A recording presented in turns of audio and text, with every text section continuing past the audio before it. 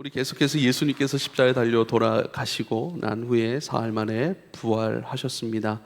부활하시고 첫 번째로 막달라 마리아에게 나타나셨죠. 처음에 막달라 마리아는 그 부활하신 예수님을 잘 알아보지 못합니다. 그런데 예수님의 말씀하신 것, 예수님께서 음성으로 마리아라 부르시는 그 음성에 깨어납니다. 그리고 주님이신 것을 믿게 됩니다. 이것을 통해서 부활하신 예수님은 이전에 십자가에 달려 죽으신 예수님의 모습과 달랐다.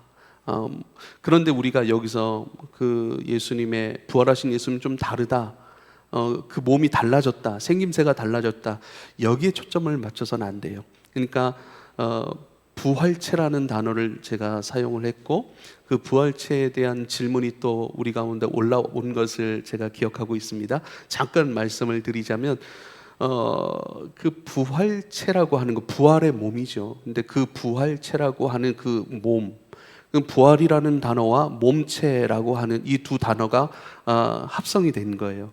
부활을 담아내는 몸이라고 할 때 그러면 새로워지고 달라지고, 그러면 우리도 그런 죽음 이후에 어떤 다시 깨어났을 때 몸을 입게 될 때 나도 달라질까? 그러니까 물론 그런 것들을 우리가 기도하고 또 소망할 수가 있습니다. 근데 중심은 그게 아니에요. 부활의 몸은 무엇인가? 부활의 영이신 그리스도를 담아내는 몸. 부활의 영이신 그리스도가 담겨진 몸이라는 거 하는 거예요. 그래서 몸에 초점을 두는 것이 아니라 부활하신 그리스도의 영. 그러니까 영이라고 하는 것은 우리가 잘 이해가 안 되죠. 몸은 이렇게 보이는 것이잖아요. 영이라고 하는 것은 뭘까요? 그러니까 몸은 영의 표현이에요. 인격. 김대열 목사의 인격은 어떻게 표현되죠? 언어로 표현되는 거예요. 삶으로 표현되는 거예요. 사람들을 만나는 방식, 사람들과 대화하는 방식, 그리고 주어진 일들과 관계 속에서 김대열이라고 하는 존재, 그 인격은 표현이 되는 것이죠. 그러니까 이 몸을 나라고 착각하는 경우가 굉장히 많습니다. 그러니까 나라고 하는 생명이 있듯이 그 생명을 표현하고 있는 것이 지금 이 몸인 거예요. 뒤에 화초들이 많습니다. 저게 화초입니까? 저게 해피트리라고 하는 그 나무라고 하는 것인데, 그 나무의 생명이 있고 나무의 존재가 있고 나무의 본질이 있는 거예요. 근데 그것이 어떻게 해요? 표현된 것이 저렇게 생긴 것입니다. 그러니까 생긴 것에 마음을 두는 것이 아니라 무엇이 담겼는가라고 하는 것. 그러니까 부활의 몸은 예를 들면 부활하신 예수님께서 제자들을 찾아오세요. 제자들을 찾아오시는데, 제자들은요, 예수님이 잡혀 죽으셨기 때문에 자기들에게도 어떤 봉변이 일어나지 않을까, 그 두려움 가운데 방문을 꼭 잠그고 있었다고요. 그런데 그 문을 뚫고 들어오세요. 그러니까 육체의 한계적인 모든 요소들을 극복할 수 있는 몸이라고 하는 것이죠. 또 엠마오로 내려가는 그 제자들을 또 만나 주십니다. 그때 예수님이 그들 가운데 가까이 와요. 가까이 나오고 대화를 하지만 예수님이신 줄 몰라요.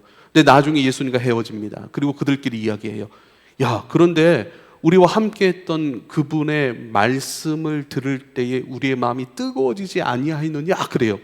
그러니까 예수님과 함께 길을 걷고 함께 대화를 나누었지만 예수님이신 줄 몰랐던 거예요.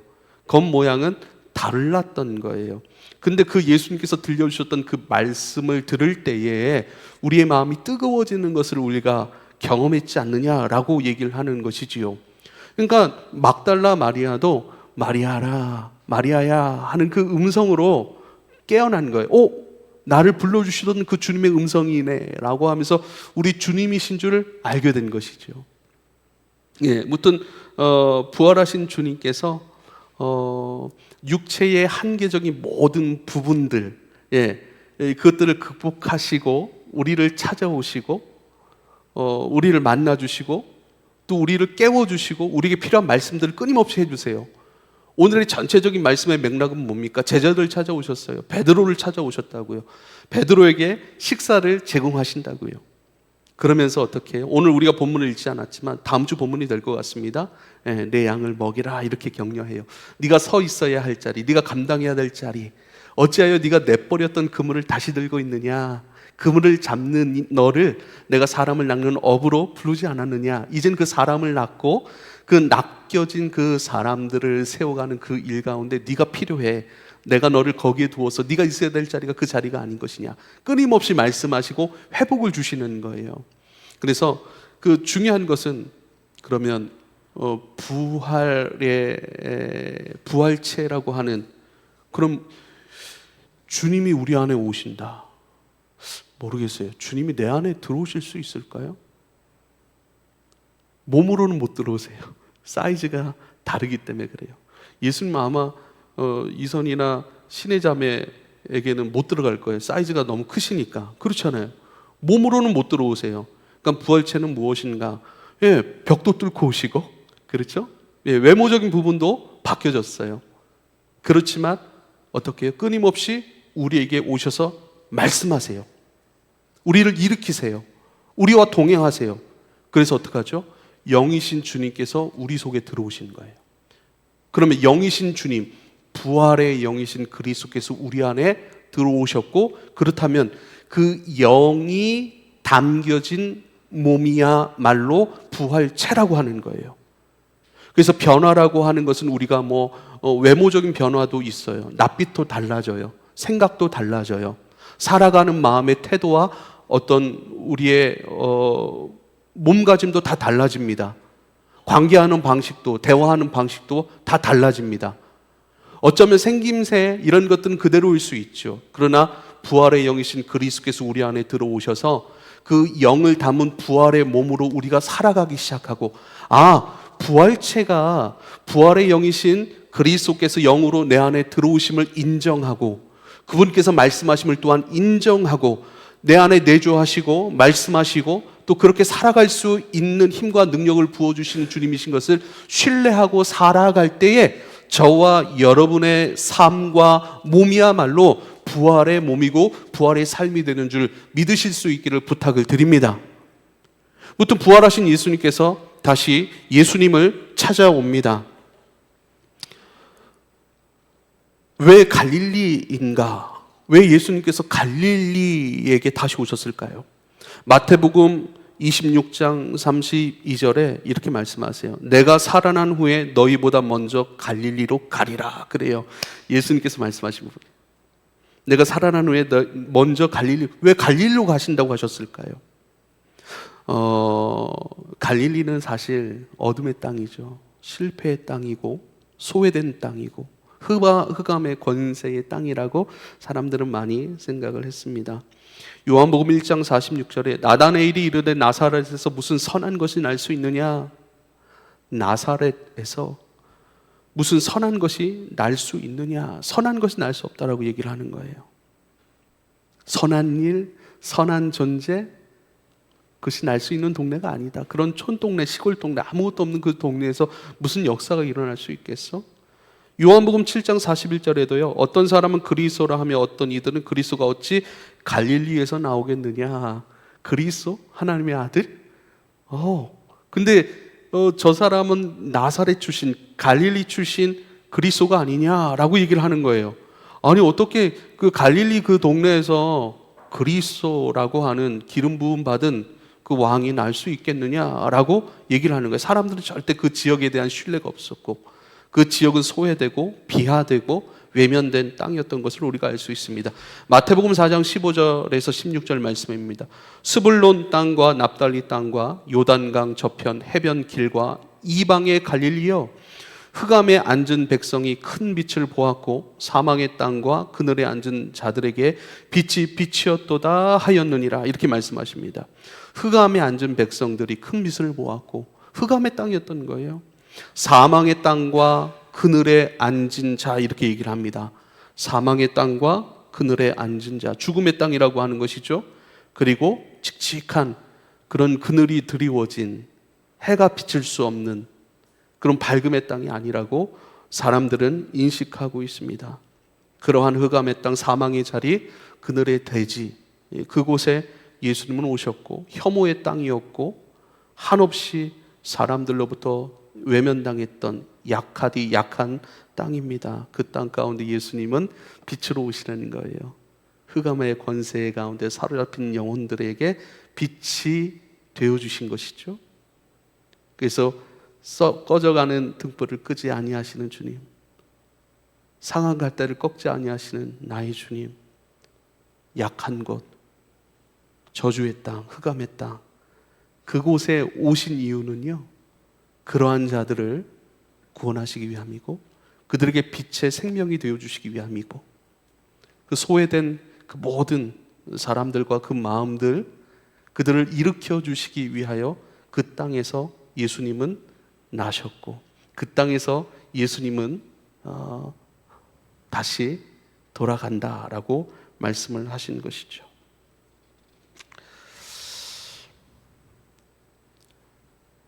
그곳에서 다시 시작을 하시고, 그곳에서 내가 돌아가니 너희도 그곳으로 돌아가야 된다라고 말씀을 하셨던 이유입니다.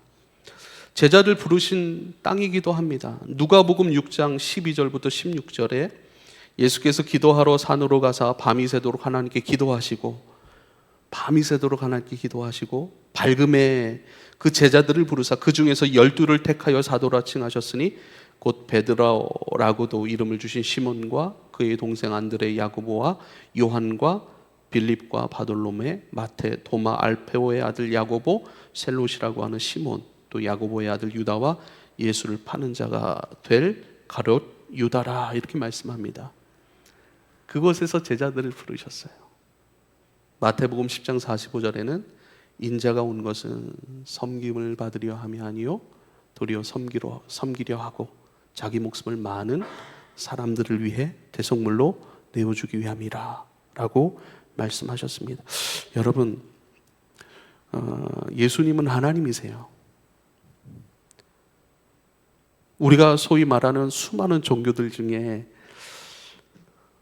내가 이 땅에 온 이유를 분명하게 밝히시면서 그 온 이유와 함께 너희들 구원하러 왔어, 너희들 돕기 위해 왔어, 너희들 살리기 위해 왔어, 너희들에게 빛이 되어주기 위해 왔어 라고 말하면서 스스로 본인이 흑암의 자리에서 그 흑암 가운데 흑암 덩어리로 연약함으로 처절함으로 그들의 죄의 모습, 약함의 모습 그대로를 살아가시고 그대로를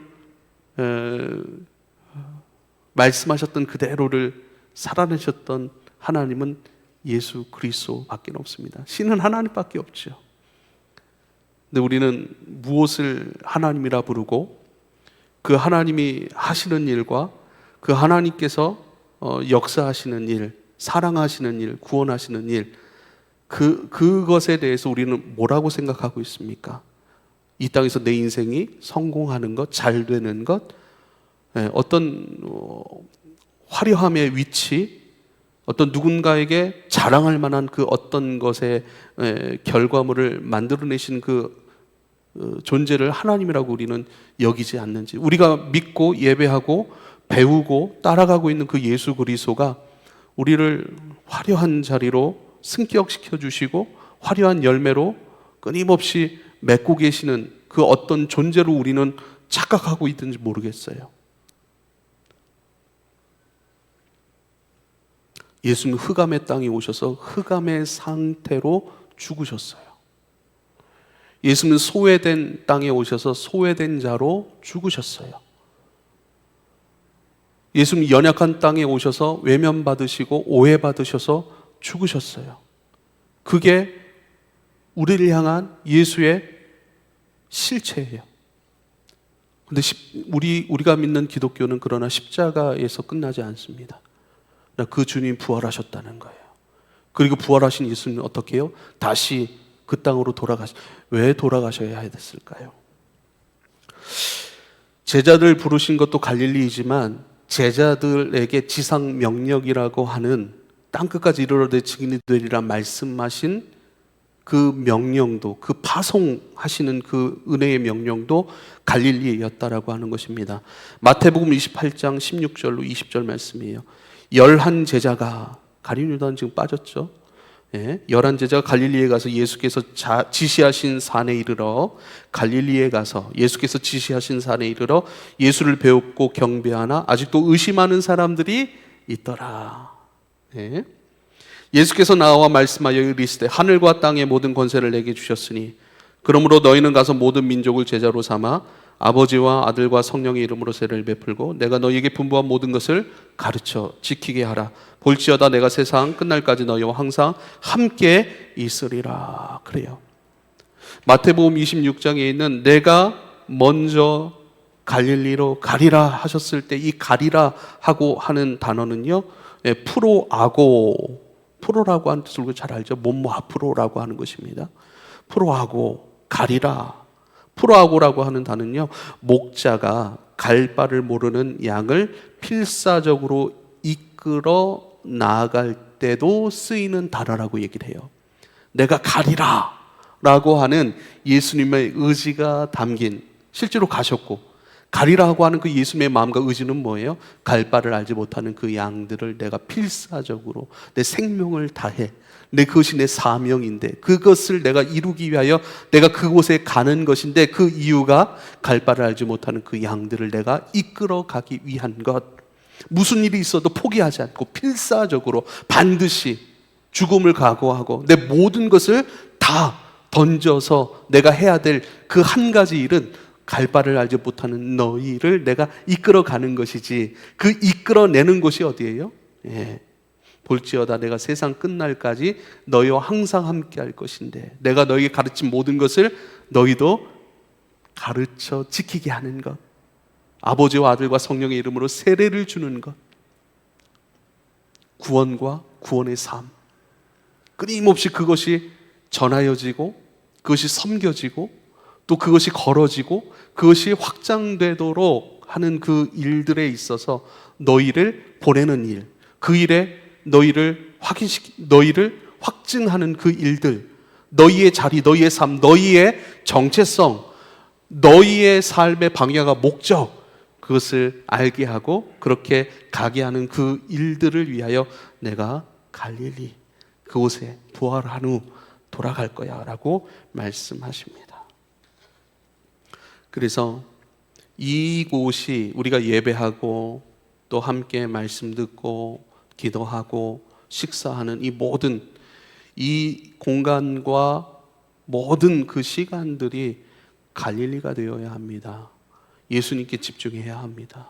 예수님께서 뭐라고 말씀하시는지 들어야 합니다. 들은 말씀. 근데요, 예수님은 두 가지 차원에서 말씀을 주세요. 방향입니다. 방향. 이러한 방향으로 너는 가야 돼 라고 말씀하시는 거예요. 그런데요, 만약에 우리가 방향을 분명히 알고 있다면 안 들어도 되는 거 아닙니까? 그렇지 않아요? 알고 있잖아요. 어떻게 가야 되는지 알고 있잖아요. 어떻게 살아야 되는지 알고 있잖아요. 어떻게 용서해야 되는지 알고 있잖아요. 어떻게 위로하고 어떻게 붙들고 어떻게 내 일터와 가정 가운데 충성하고 사람들 가운데 어떻게 만나고 다 알고 있잖아요. 아, 사랑하러 가신 거 알고 있죠. 말씀의 지식 다 알고 있죠. 다 알고 있는데 뭘 또 들어요? 왜 들어야 하죠? 말씀의 들음 가운데 방향과 함께 또 한 가지의 다른 차원은 무엇인가? 그 길을 갈 수 있는 힘과 능력, 그리고 그 길을 기꺼이 걸어갈 수 있는 마음의 힘, 삶의 자세와 마음의 태도로 우리 가운데 기름 부어주시는 것이 바로 예배의 시간이고 그분을 경배하는 시간이고 그분을 인정하고 그분을 바라보고 그분께 엎드리는 그 시간 가운데 아버지의 뜻은, 그 길을 넉넉히 갈 수 있는 힘은, 그 길을 더 지혜롭게 풍성하게 확장시키고 더 깊이 있게 담아낼 수 있는 그 지혜는 바로 이 예배의 현장, 경배의 현장. 하나님은 높아지고 나는 겸손히 낮아져 주님을 인정하고 주님을 붙들고 주님 앞에 나를 내어 맡기는 이 예배의 현장 속에 이루어지는 은혜인 것을 꼭 기억할 수 있기를 부탁을 드립니다. 갈릴리. 저는 이 말씀을 묵상하면서 한 가지 의문점이 생겼어요. 사실 이 갈릴리는 우리 14절 말씀에 보면 뭐라고 말씀이 되어 있냐면 제자들에게 나타나신 그 세 번째 그 만남이라 이렇게 얘기를 합니다. 예수께서 죽은 자 가운데서 살아나신 후에 세 번째로 제자들에게 나타나신 것이다. 첫 번째는요, 지난주 막달라 마리아에게 나타나셨죠. 두 번째는요, 의심 많은 제자 누구죠? 도마를 제외한 10명의 제자들에게 또 나타나셨어요. 요한복음 20장 19절로 23절입니다. 우리가 그리고 세 번째는요, 이제 도마를 포함한 11제자. 가룟 유다는 죽어버렸죠. 그래서 11제자의 상태이고 도마가 없었어요. 그때 한번 나타나시고, 그래서 제자들에게 나타나신 것은 세 번째가 맞습니다. 그렇죠? 막달라 마리에게 첫 번째로 나타나셨고, 그땐 제자들은 몰랐어요. 그러니까 제자들에게 두 번째 나타나신 것, 도마를 제외한 10명의 제자, 그리고 요한복음 20장 26절로 29절 도마를 포함한 11제자들에게 나타나셨습니다. 여드레를 지나서 제자들이 다시 집 안에 있을 때에 도마도 함께 있고 문들이 닫혔는데 예수께서 오사 가운데 서서 이르시되 너희에게 평강이 있을지어다 하시고 도마에게 이르시되 내 손가락을 이리 내밀어 내 손을 보고 내 손을 내밀어 내 옆구리에 넣어보라. 그리하여 믿음 없는 자가 되지 말고 믿는 자가 되라. 도마가 대답하여 이르되 나의 주님이시요 나의 하나님이시니이다. 예수께서 이르시되 너는 나를 본고로 믿느냐? 보지 못하고 믿는 자들은 복되도다. 할렐루야. 우리 예수님을 보고 믿었습니까? 듣고 믿었습니까? 자, 이 장면만 보더라도 부활하신 예수님 분명 이전의 모습과는 다른 모습이었어요. 도마가 알아보지 못해요. 야, 나 예수야. 나 십자가에 못 박혀 죽은 예수야. 옆구리에 창 찔려 피와 물을 다 쏟은 예수야. 너희를 위해 그 일을 행한 죽어버린 예수야. 네 손을 가지고 이 창자국 만져봐. 이 못자국 만져봐. 이렇게 말씀하시거든요. 그런데 중요한 지점이 있어요. 부활체에 대해서 한 번 더 말씀을 드립니다. 예수님의 겉모습은 알아보지 못했어요. 그런데 예수님이 나중에 승천을 하늘로 올라가세요. 하늘로 올라가시기까지 11번 나타나세요. 간헐적으로 나타나셨다가 사라지시고 나타나셨다가 또 사라지시고, 그때 10제자를 만나주시고 난 다음에 여드레를 지나서 26절에 여드레를 지나서 또 나타나신 거예요. 나타나셨다가 또 사라지고 나타났다가 살아나시고 계속 왔다 갔다 하세요. 또 어떻게 해요? 지금 오늘 우리가 읽은 본문 갈릴리로 또 나오셔서 만나주세요. 왜 그러신 줄 아세요? 아니, 부활하셨고 그러면 제자들 만나주셨으면 이전과 같이 제자들을 함께 이끌고 그들에게 모든 것을 설명해 주시고 그렇잖아요. 계속 떠나지 않으시면 되잖아요. 근데 간헐적으로 만나주셨다가 떠나시고 만나주셨다가 떠나시고. 왜 그런 줄 아세요, 여러분? 예수는 승천하실 준비를 하고 계신 거예요. 왜냐하면 제자들로 하여금 너희가 눈으로 보고 귀로 듣는 나 예수 그리스도, 이제는 내가 너희를 그렇게 만나지 아니할 거야. 나는 하늘로 올라가지. 그러나 나는 하늘로 올라가지만 영으로 너희 속에 들어올 거야. 그래서 나중에 어떻게 해요? 훈련이에요, 훈련. 예수님을 눈으로 보는 믿는 자가 아니라 이제는 어떻게 해요? 예수님을 귀로 듣고 살아가는, 눈에 보이지는 않지만 예수님께서 지금 나와 함께 계시고 지금 나에게도 말씀하시는, 내 속에 내주하시는 나의 왕이시구나 라고 하는 것. 그래서 지금 성도들은 뭐예요? 우리가 눈으로 보고 함께 식사를 할 수 있습니까?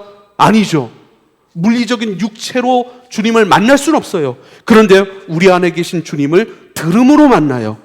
들음으로 감각하고, 들음으로 사랑하고, 들음으로 더 깊이 예배하고, 더 깊이 갈망하고, 들음으로 순종하고. 할렐루야. 그 훈련들 계속해 나가시는 거예요. 간헐적으로 만나시고 또 없어지세요. 또 동시에 만나주세요. 시간과 공간을 초월하는 육체가 돼버렸어요. 저는 이런 생각도 해요. 그러면 우리도 부활체인데 그리스도의 영이 우리 가운데 계시는데, 그렇죠? 저에게도 계세요. 병준 형제 안에도 계세요. 할렐루야. 신의 안에도 있는 거예요. 명경 형제 안에도 있는 거예요. 예수님이 나에게만 있는 것이 아니라 여러분 각각에도 다 있는, 시간과 공간을 다 초월해 계세요. 아니, 여기 있던 예수님은 몸으로 계시면 여기만 계셔야 돼요. 그런데요, 부활하신 예수님은 이제 한계가 없으신 분이세요. 그 모든, 원래는 한계가 없으신 영원의 하나님이시죠. 그런데 몸을 입고 스스로 한계 안에 갇혀버리시는 거예요. 그리고 죽음을 통해 그 한계를 다 처리해내시고 이젠 부활의 몸을 통해 잠깐 부활하신 그리스도의 능력과 그 부활하신 그리스도의 역사와 부활하신 그리스도의 우리와 함께 하심이 어떤 것인지, 우리를 어떻게 이끄실 것이고 어떻게 복되게 할 것이고 우리를 어떻게 살아가게 할 것인지 그것을 훈련하고 말씀하시는, 그래서 잠깐 눈에 보여요. 그러나 잠깐 눈에 보이지 않지만 나중에는 보이지 않으세요.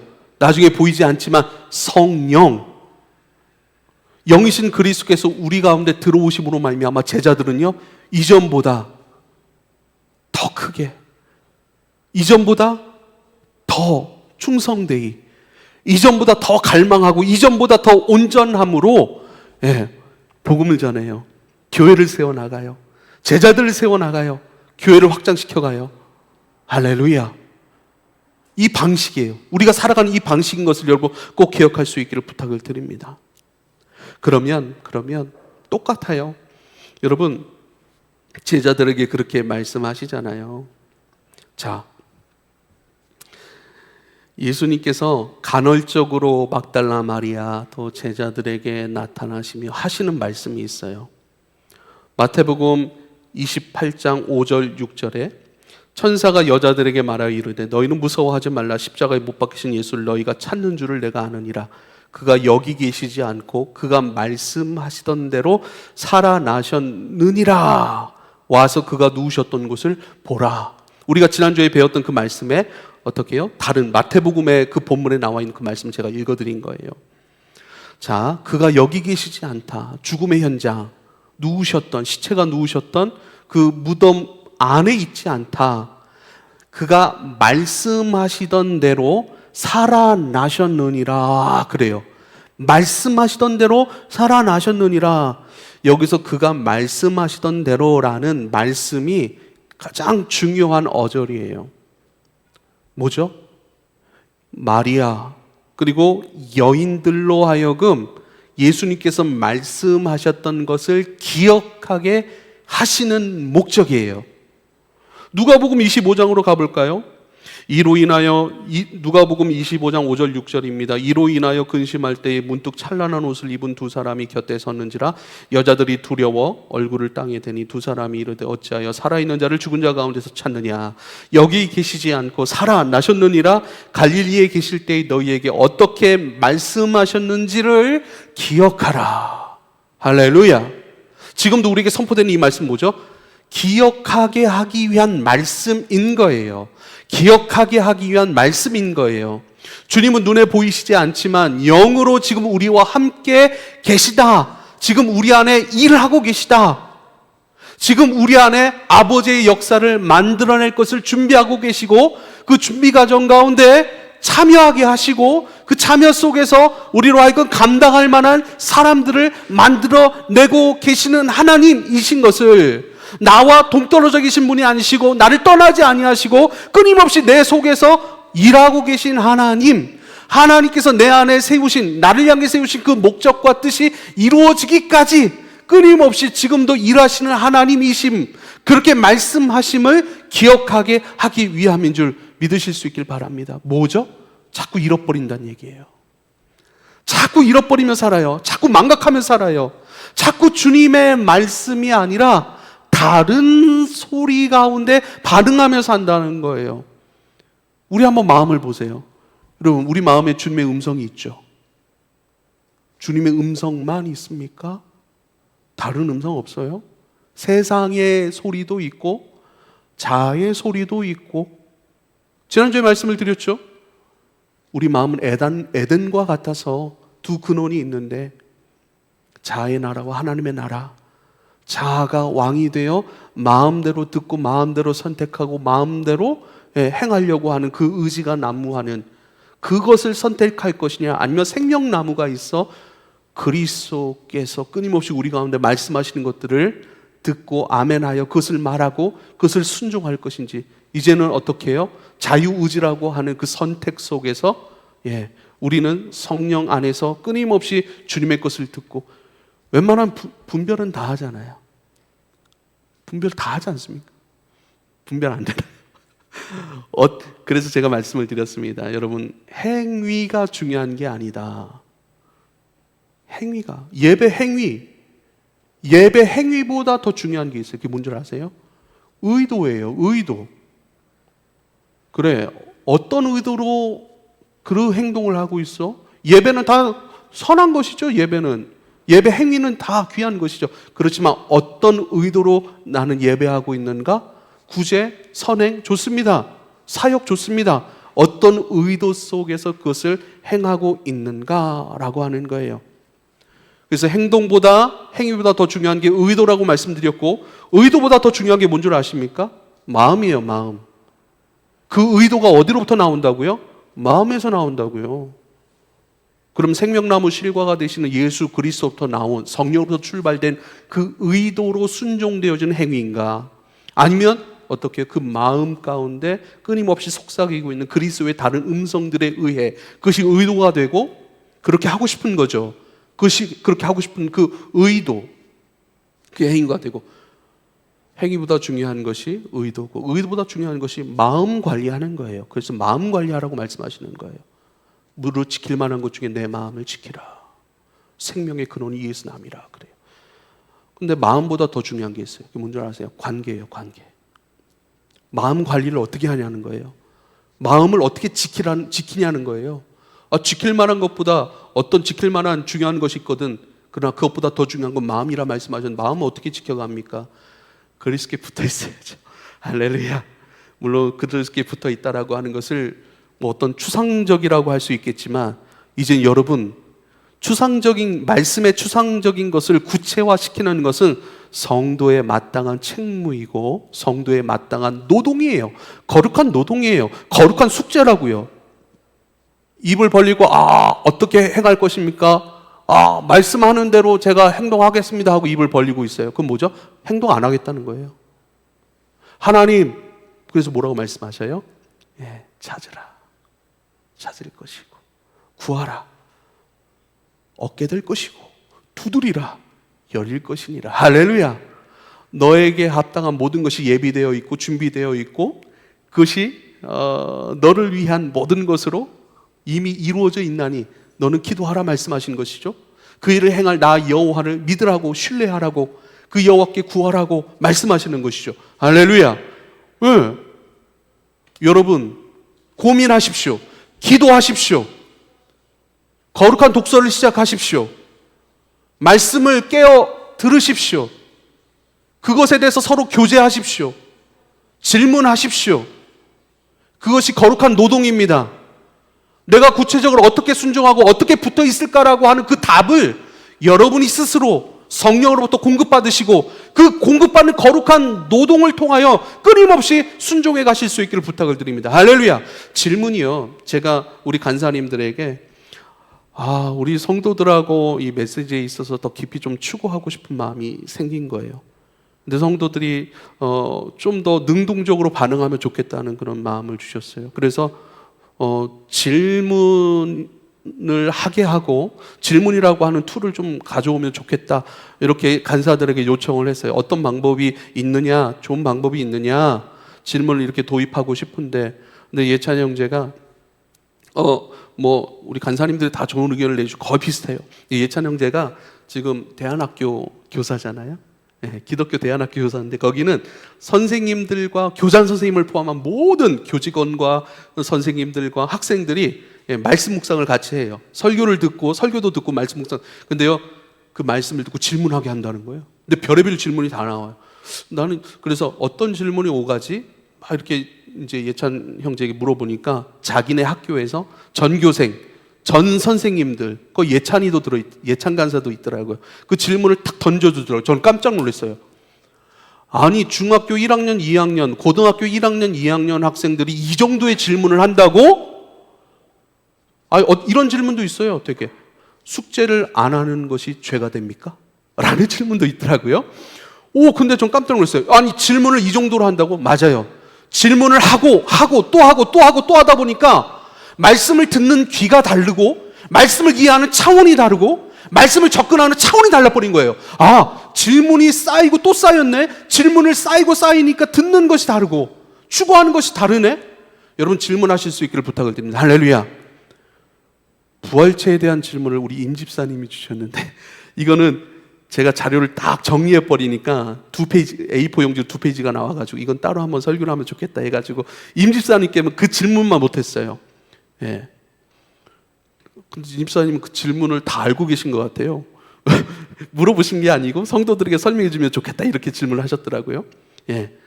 되도록이면 여러분의 질문을 하십시오. 여러분의 묵상을 하십시오. 그리고 한 사람 한 사람 그 질문에 대해서 제가 개인톡으로 다 보내드렸어요. 신방도 할 겸, 안부도 물을 겸, 그리고 그 질문을 던진 사람을 생각하며 답을 하잖아요. 예, 답을 준비하면서 그 사람을 위해 기도합니다. 그리고 그 기도한 것들을 그대로 축복 기도로 이렇게 해주죠. 이러한 인생으로 축복합니다. 예수님이 이렇게 역사하시길 바랍니다. 뭐 그렇게 했어요. 아, 이렇게 하니까 좀 좋은 사역이 되네 이렇게 생각이 들더라고요. 여러분, 끊임없이 말씀을 기억해내는 것들, 그리고 그 말씀 속에서 말씀하시는 주님을 기억하며 그 말씀을 더 깊이 대하고, 예, 질문하는 거룩한 노동, 말씀을 가지고 씨름하고, 예, 내가 이해되지 않은 부분도 괜찮습니다. 혹은 말씀 번외적인 질문도 좋아요. 우리 교회 사역과 우리 교회 행정과 이런 질문도 드시면 언제든지 환영입니다. 여러분 질문 주세요. 어떻게 사역이 흘러갈까라고 단정 짓지 마시고 질문을 주세요. 질문을. 여러분에게 세세하게 제가 설명해 드릴 수 있는 거 다 할 겁니다. 그러나 말씀의 질문이 중심이 되어야 합니다. 주한이도 질문을 줬어요. 딱. 근데 생각하기에 이거는 자기가 좀 찾아보면 알 수 있는 거 아닌가? 이런 생각이 드는 거예요, 제가. 근데 다 했어요, 제가. 다 하고 그 질문에 파생된 또 하나의 다른 답을, 더 깊은 답을 또 줬어요. 그러더니 주한이가 목사님 감사합니다. 저는 그냥 호기심에 이런 질문을 드렸는데 제 질문보다 더 깊은 대답을 주셨네요. 너무 감사해요. 그러는 거예요. 그렇죠. 네, 너무 좋더라고요, 제가.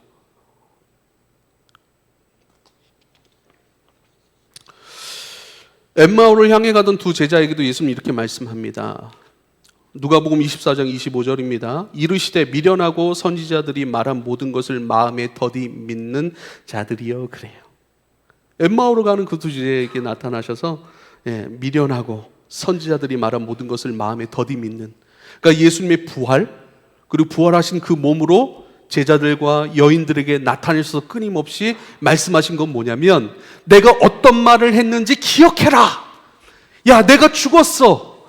그 죽음의 그 십자가의 그 죽음 가운데 낙심하는 것, 그렇죠. 그 분위기, 그 우리를 두렵게 하고 어렵게 하는 그 상황적인 그 무거운 짐과 같은 것을 내 감정으로 꽉 쥐고 있으니까 절망인 거예요.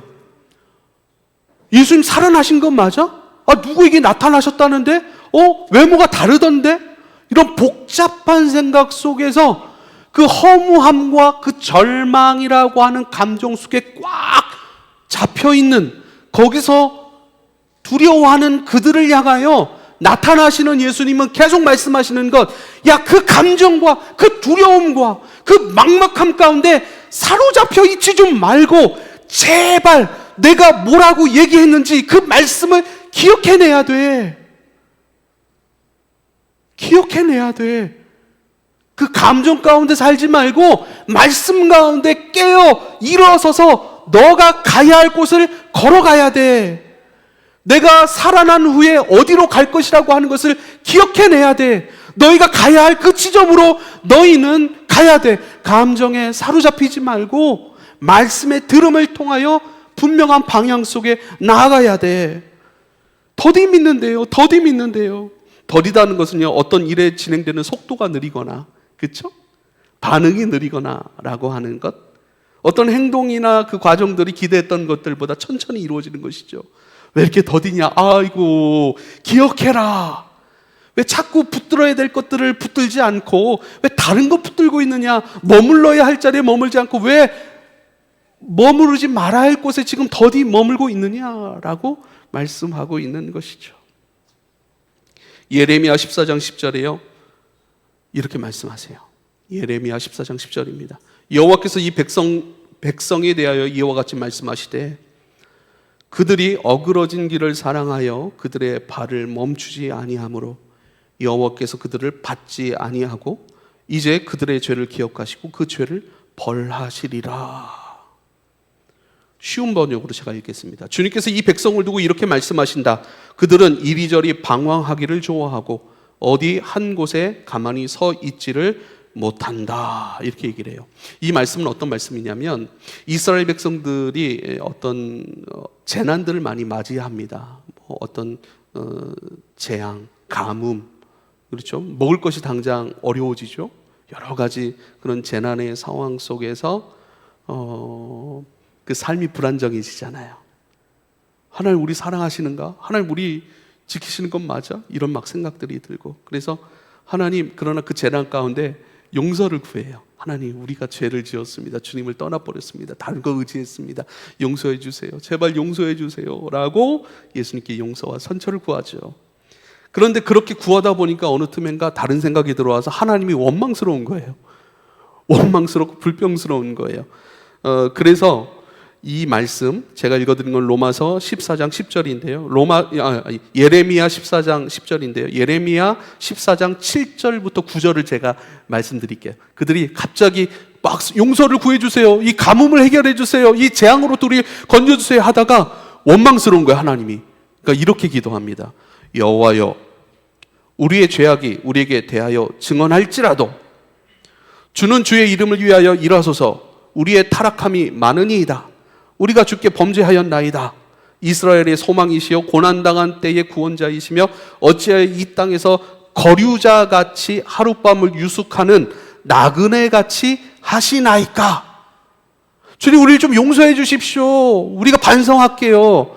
근데 가만히 생각해 보니까 하나님 너무하신 것 같아요. 어찌하여 구원받아야 될 우리에게 이 땅에서 거류하는 자같이, 나그네같이 왜 행동합니까? 그래요. 당신 우리 아버지 아닙니까? 근데 왜 나그네처럼 우리에게 행동하세요? 그래요. 하룻밤을 유숙하는 나그네같이 그렇게 우리를 행동하시면 됩니까? 막 그러는, 그렇죠. 우리를 가장 사랑하는 엄마 아빠한테 막 신경질 내면서, 아니 용돈을 안 주십니까? 요즘에 엘리미가 너무 착해져가지고 잘 그러지 않지만 그렇잖아요. 우리 막 되려 화를 내고 되려 사랑과 책임을 공급하는 사람들에게 막 그럴 수 있습니까? 라고 막 얘기를 하잖아요. 자, 또 9절. 어찌하여 놀란 자 같으시며 구원하지 못하는 용사 같으시니까. 용사처럼 우리를 구원하셔야 되는데 왜 힘없는 영웅이 돼버렸습니까? 어찌하여 담담히 우리를 잘 하시는 주님께서 우리를 참으셔야 되는데 어찌하여 우리가 그렇게 행동하는 것이 놀랄 일처럼 우리가 이렇게 행동할 줄 몰랐습니까? 왜 놀라십니까? 지금 놀라시는 분이 아닌데, 놀라시는 분이 아닌 줄 알고 막 놀라게 해드렸나 봐요. 여호와여, 주는 그래도 우리 가운데 계시고 우리는 주의 이름으로 일컬음을 받는 자요니 우리를 버리지 마소서. 이렇게 마지막을 다 이렇게 포장을 잘합니다. 이 말씀의 의미는 뭡니까? 근데 주님이 이렇게 얘기를 하시는 거예요. 주님께서 이 백성을 두고 이렇게 말씀하신다. 그들은 이리저리 방황하기를 좋아하고 어디 한 곳에 가만히 서 있지 못한다. 네.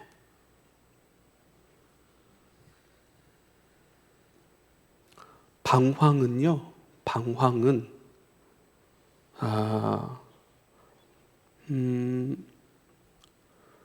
길을 잡지 못한 것 아닙니까? 길을 정하고 정한 대로 살지 못하는 것이 방황입니다. 그렇게 살지 못하는 이유는 한 가지입니다. 자기 자신을 벗지 못하였기 때문입니다. 새로운 곳으로 주셨고 새로운 길로 말씀하셨고 새로운 길로 지금 우리를 풀어가고 방향, 길을 잃어버린, 마치 이리저리 방황하기를 좋아하는 이스라엘 백성들, 너희를 저주할 거야 이렇게 말씀하시는 것이 아니라 이리저리 방황하는 너희를 좀 들여다보아라. 나는 그 자리에 그대로 있어. 나는 놀라지 않아. 나는 당황하지 않아. 나는 힘없는 용사가 아니야. 너희를 구원할 수 있지. 여전히 너희를 구원하기에 충분하지. 너희를 사랑하지. 너희를 포기하지 않았지. 중요한 것은 너희에게 생명의 길로 내놓았고 너에게 단단해지고 충만해지고 승리할 수 있고 나를 경험할 수 있고 나로 부여할 수 있는 모든 길을 내가 열어놨고 그것을 너희에게 전부 다 준비시켜 줬지. 이제는 너희는 내 음성 듣고 그 음성 들음을 통하여 내가 마련해 놓은 그 복의 길로 들어서기만 하면 되는데 너희는 내가 만들어 놓은 오직 한 길이 아니라 다른 길로만 다니는구나, 방황하는구나 라고 얘기를 하는 거예요. 풀어가고 목자가 갈 바를 모르는 양을 필사적으로 이끌어 나아갈 때 쓰는 단어라고 말씀을 드렸습니다. 필사적으로 우리에게 일하고 계시고 우리를 이끌고 계시는 하나님을 신뢰하실 수 있기를 부탁을 드립니다. 기억해야 하는 거예요. 말씀하시는 주님, 내가 살아난 후에 너희보다 먼저 갈릴리로 가리라 하시는, 방황을 그치고 방향을 잡는다라고 하는 것은요, 옛사람을 벗어내는 거예요. 끊임없이 잘못된 것으로 만들어지고 또 만들어졌던 그런 약함과 죄와 어둠의 자아의 굴레를 계속 벗어가고, 주님께서 너희의 형상은, 너희의 모습은 이러한 모습이라고 말씀하신 그 복의 자아로 계속 입어가는 것입니다. 말씀을 듣고 기쁨으로 받고, 기쁨으로 받았으니 이제는 그 길로 인도하시는, 살아갈 수 있는 힘, 살아갈 수 있는 지혜, 그 주님을 끊임없이 구하여 가는 것, 그것이 바로 방황을 그치는 모습이고 하나님을 온전히 경외하며 나아가는 예배자의 삶의 방식인 것을 꼭 기억할 수 있기를 부탁을 드립니다. 이제 예수님께서 그들에게 아침을 준비해 주십니다. 초반 아침 식사. 그 아침 식사를 준비할 때에 제 눈에 들어온 단어가 있어요. 숯불이라는 단어입니다. 숯불이라는 단어.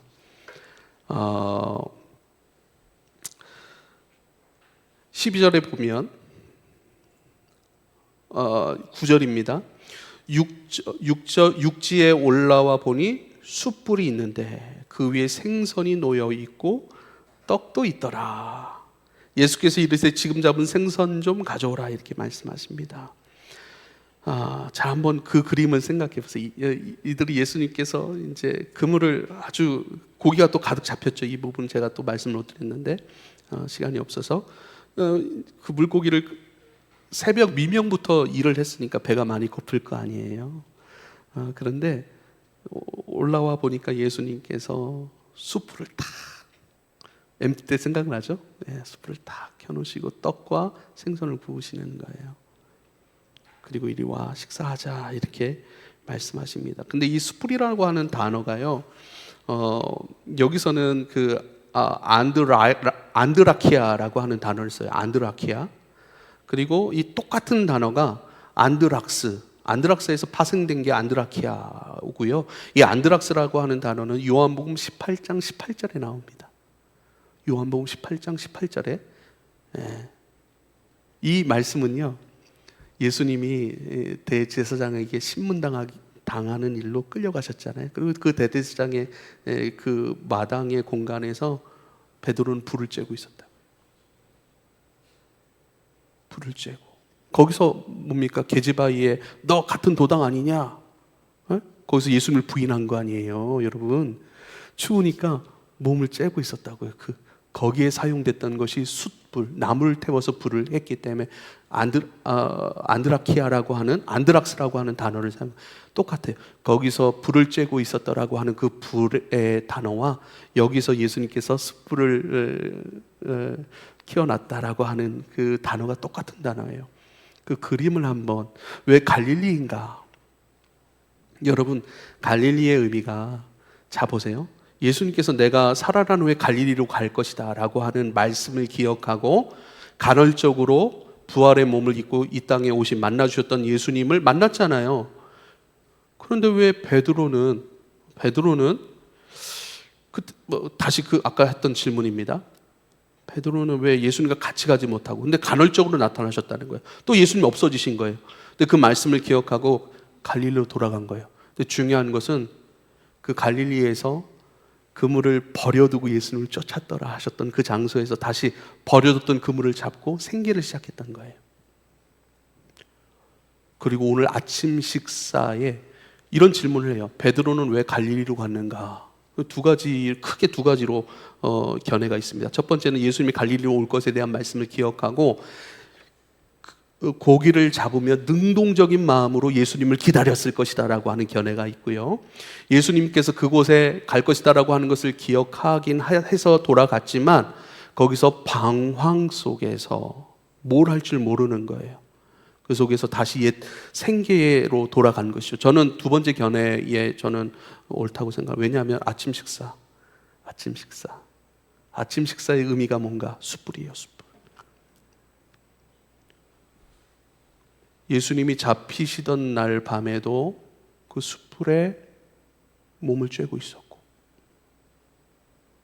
그 숯불은 아마 베드로에겐 트라우마였을 거예요. 숯불만 생각합니다. 그때 예수님 배신했는데, 내가 배신하고 나서 예수님 말씀하셨던 그대로 닭이 3번 울었는데, 자아에 대해서 얼마나 낙심하고, 자아에 대해서 얼마나 실망하고, 면목 없겠죠. 근데 또 예수님이 숯불을 켜놓는 거예요. 숯불을 하고 거기 앉아 있는 거예요. 숯불을 이렇게 들여다보고 있겠죠. 근데 숯불 속에서 또 그 생각날 거 아니에요. 나 예수님 배신했고 나 때문에 예수님 돌아가셨는데. 근데 예수님 뭐라고 말씀하세요? 예수님 뭐라고 말씀하시냐면, 숯불이 있었고 그 위에 생선이 놓였고 떡도 있더라. 예수님께서 야, 그 지금 잡은 생선 그것 좀 갖고 와봐. 베드로, 야, 네가 잡은 것 좀 한번 먹어보자. 그것 좀 갖고 와봐라. 이렇게 얘기하신 것이죠. 시몬 베드로가 올라가서 육지에 끌고 가득 찬 물고기 153마리가 이같이 많으나 그물이 찢어지지 않았고, 예수께서 이르시되 와서 조반을 먹으라. 제자들이 주님이신 줄 아는 고로 누구냐고 감히, 당신이 누구냐고 감히 묻는 자가 없더라. 예수께서 떡을 가져다가 그들에게 주시고 생선도 그와 같이 하시더라. 이 본문 다음이 뭐죠? 내 양을 먹이라는 거예요. 같은 불 앞에 세워놓고, 야, 뭐 그런 걸 가지고 그러냐. 야, 나를 봐라. 나 부활했어. 너 때문에 죽은 거 아니야. 너희의 죄를 처리하기 위해 내가 스스로 죽어버린 것이지. 괜찮아, 베드로. 너 그 실망과 좌절 가운데 머물러 있으라고 내가 그렇게 이렇게 부활한 거 아니다. 그렇게 십자가 진 거 아니다. 자, 일로 와서 밥 먹자. 제가 얼마 전에 누나한테 갔어요. 저도 누나가 있어요. 누나한테 갔는데, 누나가 누나네 집에 가서 식탁에 딱 앉았어요. 어떻게 지내? 하고 하는데 누나가 제 앞에 딱 앉은 거예요. 앉은 순간 제가 막 웃었어요. 막 웃으면서, 어떻게 엄마하고 똑같아. 어떻게 엄마가 이렇게 똑같냐. 그러니까 우리 누나가 잘 안 웃거든요. 네, 그래서 근데 막 웃어요. 우리 누나도 막 웃어요. 밥 먹었어? 뭐 맛있는 거 하는 거 같은데 밥 좀 줘. 그러니까 그때 뭐 우리 반찬, 제가 오니까 반찬 하나 주려고 뭘 만들고 있었던 거예요. 그걸 내오더라고요. 근데 그걸 딱 먹자마자 제가 한 일이 있어요. 누나, 엄마가 해줬던 그 음식 맛이 나는데? 우리 엄마 돌아가셨거든요. 아니, 엄마가 해줬던 그 반찬 맛이 나는데? 이거 어떻게 된 거야? 아니, 집에서는 먹어보지 못했던 우리 아내가 정성스럽게 해준 음식, 아무리 정성스럽지만 그 맛이 안 나더라고요. 아니, 엄마가 해주셨던 제가 중학교 고등학교 때 먹었던 그 음식 맛이 나는 거예요. 야, 이걸 어떻게 했었나? 어떻게 한 거야? 그러더니 맛있냐? 뭐 이러시는 거예요. 엄마 생각 많이 났어요. 엄마 얼굴을 보니까 또 엄마 생각 많이 나요. 여러분에게 아침 식사란 어떤 의미예요?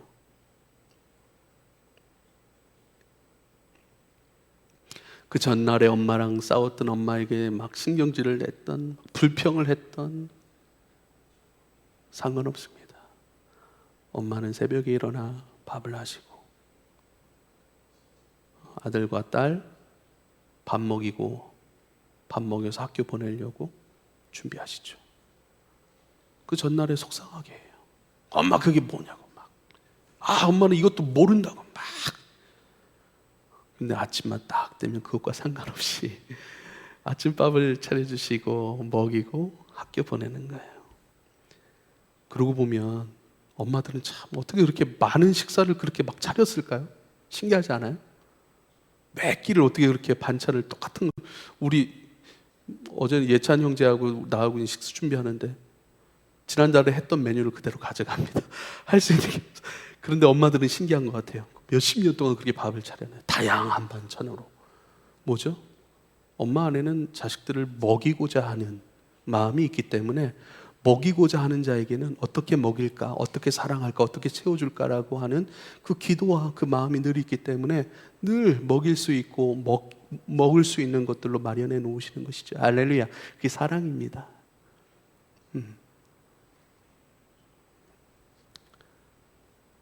먹이려고.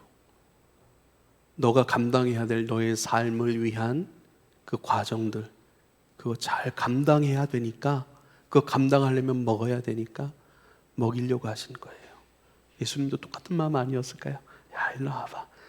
야, 뭐 그런 마음으로 낙심하고 그러냐. 야, 낙심하는 것, 그걸 위해서 내가 십자가 진 거 아니야?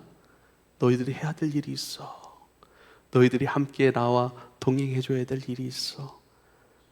십자가가 끝이 아니고 부활 생명 속에서 마땅히 너희가 걸어가야 되고 너희가 누려야 될 영광이 있어. 자, 밥 먹자.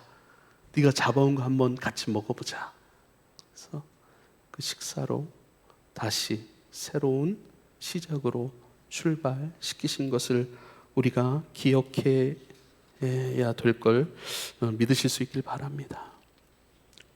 주님은 이 아침 식사를 준비하여 베드로에게 먹이셨고 제자들에게 제공하셨듯이 지금도 동일하게 저와 여러분 속에서 그 안에서 식사를 준비하시고 식사를 공급하시고 살아계셔서 말씀하시고 김 목사 뭐 그런 걸 갖고 그래 그런 줄 몰랐어? 너는 너의 길 가. 그것 때문에 이 길 멈출 수는 없잖아. 가야지. 김 목사 그러면 되겠어?